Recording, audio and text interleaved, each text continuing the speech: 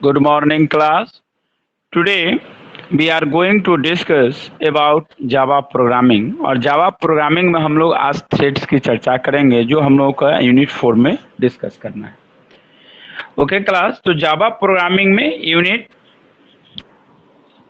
Java programming में हम लोग आज चर्चा करेंगे यूनिट 4। तो यूनिट 4 में हम लोग का जो टॉपिक है, जो चीज डिस्कस करना है, उसका नाम है थ्रेड्स। देखिए, थ्रेड्स अपने आप में बहुत ही महत्वपूर्ण सब्जेक्ट, अपितु सिर्फ ऑपरेटिंग प्रोग्रामिंग के लिए ही नहीं, ऑपरेटिंग सिस्टम के लिए भी थ्रेड्स की बहुत इंपॉर्टेंस है। थ्रेड्स का एक अलग ही अपना रोल होता है ना क्लास। अब जरा हम लोग चर्चा करें उसमें। देखिए, अ थ्रेड पहले तो जानेंगे और समझने का प्रयत्न करेंगे कि थ्रेड होता क्या है। A thread represents a separate path of execution of group of statement. Thread represent करता है, प्रस्तुतिकरण करता है किस चीज का? एक सेपरेट पाथ बनाता है। क्लास देखिए, यहाँ पे लिखा हुआ है सेपरेट पाथ ऑफ एग्जीक्यूशन। किसका?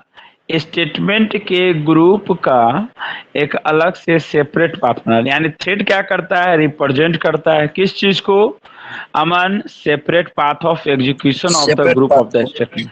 हाँ, वह सेपरेट पाथ किस चीज का? एग्जीक्यूशन का। वह एग्जीक्यूशन किस चीज का? ग्रुप ऑफ स्टेटमेंट्स का। अब देखिए, इन अ जावा प्रोग्राम में इफ बी राइट, यदि हम लिखते हैं if B right group of statements, यदि हम लोग लिखते हैं ग्रुप ऑफ स्टेटमेंट को, देन दिस स्टेटमेंट्स, तब इस तरह के स्टेटमेंट्स एग्जीक्यूट किए जाते हैं किसके द्वारा? जावा वर्चुअल मशीन के द्वारा, जेवीएम के द्वारा, और वन बाय वन, यानी एक एक करके, यानी एक के बाद एक, इस तरीके से वन बाय वन। यह जो एग्जीक्यूशन है ना अमन, जैसे मान लीजिए कि यह एग्जीक्यूशन मल्टीपल स्टेटमेंट्स को, ग्रुप ऑफ स्टेटमेंट्स को, मान लीजिए यह थ्रेड है, ये देखिए क्लास, ये थ्रेड है, ठीक है। और इस थ्रेड से आप, ये थ्रेड है, मान लीजिए ए बी स्टेटमेंट गया, ए बी स्टेटमेंट गया, ए बी स्टेटमेंट गया। अब देखिए, यहाँ पे ग्रुप ऑफ स्टेटमेंट तो हो सकता है ना। देखिए एग्जीक्यूशन तो देखिए, वन आया पहले, फिर ए आया, फिर ए आया, फिर यह आया, फिर यह आया। देखिएगा ध्यान से, तो यहाँ पे एक के बाद एक आया कि नहीं क्लास? अमन, आया ना क्लास? ध्यान दीजिए, एक के बाद एक आया। लेकिन ये जो आया है ये किस चीज के रूप में है? ग्रुप ऑफ, क्या ये ग्रुप ऑफ स्टेटमेंट्स के रूप में है या नहीं है?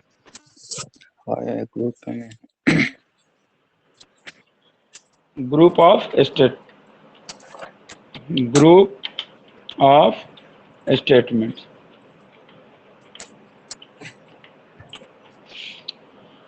Group of statements.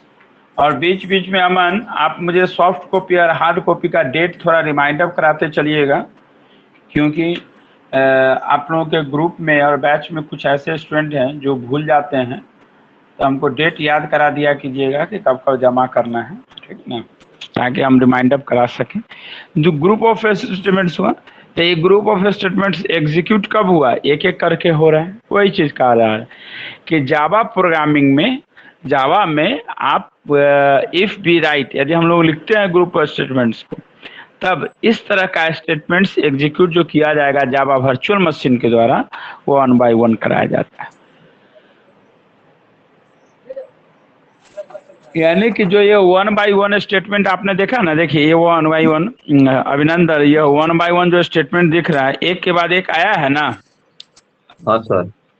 हाँ, तो यह जो है, आप क्या कहेंगे इसको? एग्जीक्यूशन हो रहा है ना, लेकिन इसको कर कौन रहा है? इस एग्जीक्यूशन को कर कौन रहा है? कौन एग्जीक्यूट कर रहा है? अभिनंदन Kumar, JVM. Group of statement तो एग्जीक्यूट कर रहा है, यह एक के बाद एक जो आ रहा है, एग्जीक्यूट जो हो रहा है, एक के बाद एक जो एग्जीक्यूट कर रहा है, कौन है, जेवीएम कर रहा है, जावा वर्चुअल मशीन। इस चीज का ध्यान रखिए। यही कारण है कि थ्रेड का सबसे ज्यादा यूज है। आप अनेक शब्दों का एक शब्द समझिए ना, कि जावा में अगर जेवीएम नहीं होता ना, जावा वर्चुअल मशीन नहीं होता, तो इसकी कल्पना करना भी बहुत निरर्थक था। जैसे कहते हैं ना कि अगर जल ही जीवन है, तो अगर हटा दीजिए तो फिर आपका अस्तित्व, चाहे आप मिठाई कितनों खा लीजिए और समोसा कितनों खा लीजिए, पानी आपको दे ही नहीं, तो कोई कुछ हो सकता है क्या? अमन, नहीं ना हो सकता है। पानी की जगह, जल की जगह क्या समोसा ले लेगा क्या? बताइए, समझ रहे हैं ना? तो ऐसे ही ध्यान रखिएगा कि जावा प्रोग्रामिंग में सबसे महत्वपूर्ण रोल किसका होता है? जेवीएम का होता है। सर बताया था, जब हम बता रहे थे तो जो बड़ा से बड़ा कोडिंग को शॉर्टेड करके छोटा कर देता है जेवीएम। नहीं, जेवीएम कोडिंग को ही शॉर्ट नहीं करता है। जेवीएम हर चीज के लिए रिस्पॉन्सिबल कौन है? जावा वर्चुअल मशीन ही तो है। मतलब आप कह सकते हैं कि जावा वर्चुअल मशीन एक तरह का एक ऐसा प्लेटफॉर्म है, क्योंकि आप लोगों को बताया था ना आर्किटेक्चर जेवीएम का, जिसमें बताए थे हीप एरिया भी होता है। राजा कुमार बताए थे कि नहीं? हीप एरिया होता है। अब देखिए राजा, हीप एरिया मतलब अब हिप्पी कट मत समझ लीजिएगा, जो आप लोग बच्चे लोग बाल को कटवाते हैं, वो हिप्पी कट नहीं, समझे ना? हीप एरिया होता है जो स्टोर करने का काम करता है। फिर उसका पीसी रजिस्टर होता है, और पीसी मतलब पर्सनल कंप्यूटर, मतलब मत समझ लीजिएगा। प्रोग्राम काउंटर, हाँ, प्रोग्राम काउंटर, बहुत सारा चीज है जो आप लोगों को याद, मैंने आर्किटेक्चर बताया था। फिर स्टैक होता है,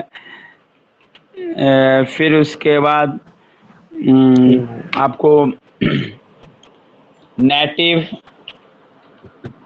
इंटरफेस भी होता है ना अमन? Yes sir. इंटरफेस होता है। ध्यान दीजिए, देखिए अभी भी आप लोग पढ़ाई को जरा गंभीरता से लीजिए। जब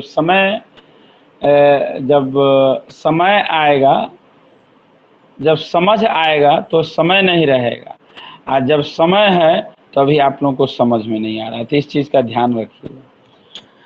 अगर एक चीज को एक से अधिक बार पढ़िए, रिवीजन कीजिए, प्रैक्टिस करेंगे तभी जाके क्लियर होगा। ये सारी चीज आप लोग, मुझे लग रहा है कि जब मैंने जेवीएम बताया था स्टार्टिंग में 2 महीना पहले, उसके बाद आप लोगों ने पलट के जेवीएम को एक बार आर्किटेक्चर नहीं देखे होंगे। हम जानते हैं, आपकी स्थितियों से हम अवगत हैं, तो ये सब चीज नहीं कीजिए, रिवीजन कीजिए, बार बार जो टॉपिक डिस्कस करो उसको एक बार रिवाइज कीजिए, बहुत जरूरी होता है।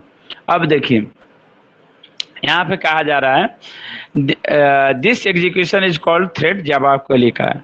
अब कहा जाता है कि दिस मीन्स दैट, इसका अर्थ यह है कि in every Java programme, Aman yes sir, इसको सेंड कर दीजिए पहले स्क्रीनशॉट जल्दी से। हो गया। आप लोग हर टॉपिक को एक बार रिवाइज किया कीजिए, रिवीजन कीजिए, तभी जाके क्लियर होंगे। अब देखिए हम लोग आगे की ओर चलते हैं। देखिए दिस मीन्स दैट, इसका अर्थ है कि इन एवरी जावा प्रोग्राम, प्रत्येक जावा प्रोग्राम में there is always a thread running internally. Java के प्रत्येक प्रोग्राम में थ्रेड क्या होता है? स्वतः चलते रहता है। क्या आता है? स्वतः चलते रहता है। वो आपको बताने की जरूरत नहीं है, वो ऑटोमेटिकली चलेगा ही। इस तरह का thread, this thread is used by Java virtual machine to execute a program statements, है ना? आप देखेंगे ध्यान से 6:30 के बाद। अभी फिर देखिए क्वेश्चन है, write a Java program to find the threads used by Java virtual machine to execute the statements. यानी कि अब हम लोग थ्रेड को समझेंगे कि थ्रेड कैसे बन रहा है और किस तरह से आता है। इसके एग्जांपल्स को लीजिए और जरा गहराई से इसके एग्जांपल को समझने का प्रयत्न करेंगे हम लोग, कैसे वर्क करता है ना? इस प्रोग्राम में देखिए class demo public static void main string system dot out dot print welcome दिए, और हमने यहाँ पे एक थ्रेड टी इजकल टू अमन क्या किए, thread dot current thread method बनाए, फिर system dot out dot println current thread लो प्लस टी, और फिर कर दिए system dot out dot println thread name T dot get name. Output क्या आया, welcome current thread is equal to thread main comma 5 main और thread name equal to main. यानी कि ऊबर के प्रोग्राम में करेंट थ्रेड क्या है आपका, एक तरह का राजा क्या है, स्टैटिक मेथड है करेंट थ्रेड, जो कि थ्रेड क्लास में होता है। आप कह सकते हैं कि इस करंट थ्रेड को आप कब यूज किए, जब करंट थ्रेड का मेथड यूज करेंगे तभी ना उसको यूज कर सकते हैं। अमन ऐसा है कि नहीं, जब यस सर तक है। करंट थ्रेड के मेथड को यूज ही नहीं करेंगे तो करंट थ्रेड के क्लास को कैसे यूज कर लेंगे, ऐसा आप ही तो संभव ही नहीं है। अब देखिए सो बी कॉल्ड, इस प्रोग्राम में ध्यान दीजिएगा, so be called it thread dot current thread. ये क्या कर रहा है, ये डिस्प्ले करेगा main 5 main as the first main thread dot current thread. It जो चीज बताया जा रहा है, कहा जा रहा है here A the first main, ये पहला मेन आपका अपने थ्रेड जो बनाया है, यह इंडिकेट करेगा किस चीज के लिए, नेम ऑफ थ्रेड के लिए, थ्रेड के नामकरण के लिए, किस चीज में, running the current node. We get 5 which is a number, हम लोग मान लीजिए 5 दिए, which is a number representing the priority, number will range from 1 to 10, 1 से 10 तक प्रिंट हो।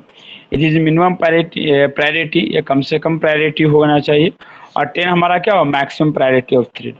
और थ्रेड जो चीज़ ऊपर चर्चा है, अब इसको हम समझाते हैं, आप लोगों को ध्यान दीजिएगा जरा।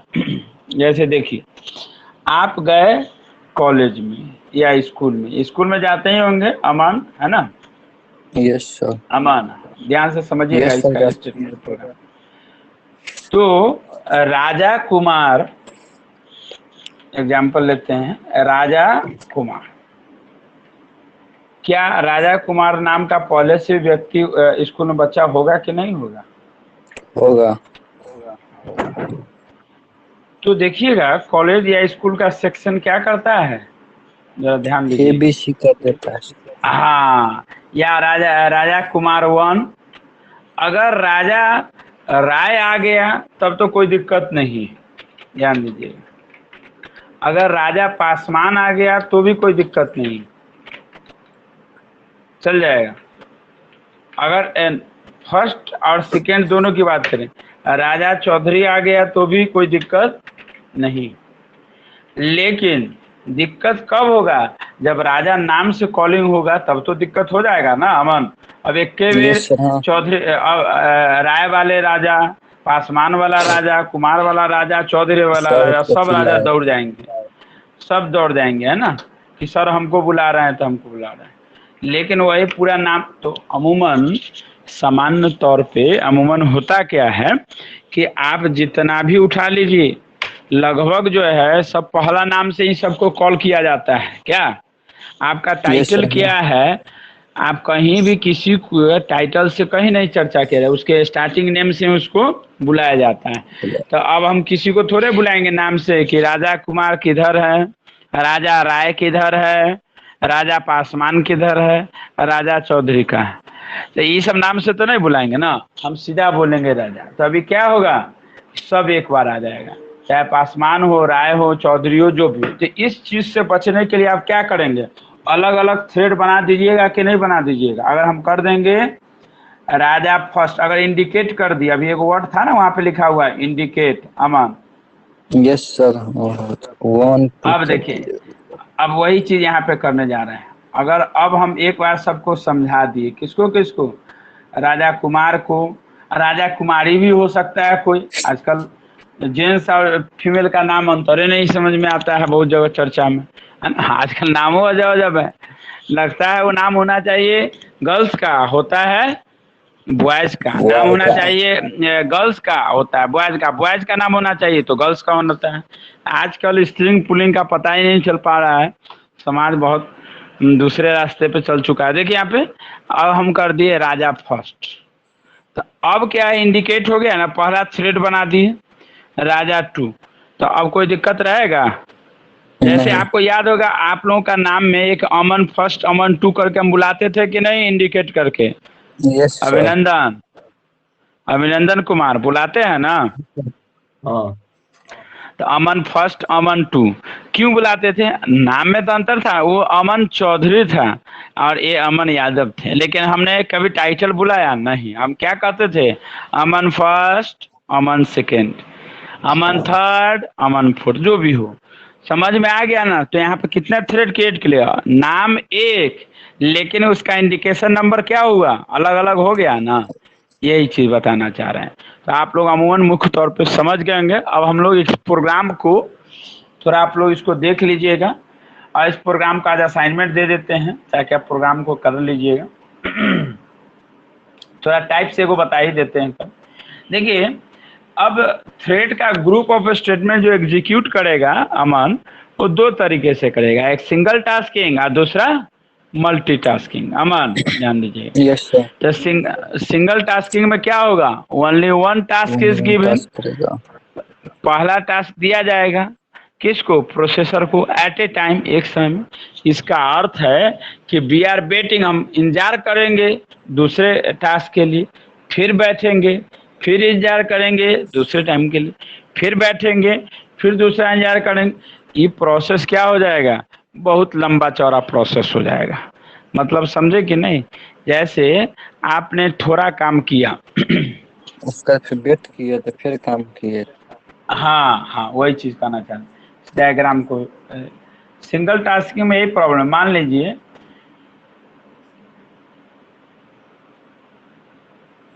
डायग्राम हम बना देते हैं, थोड़ा सा आपको समझ लीजिएगा, हो सकता है थोड़ी मदद मिले आप लोगों को।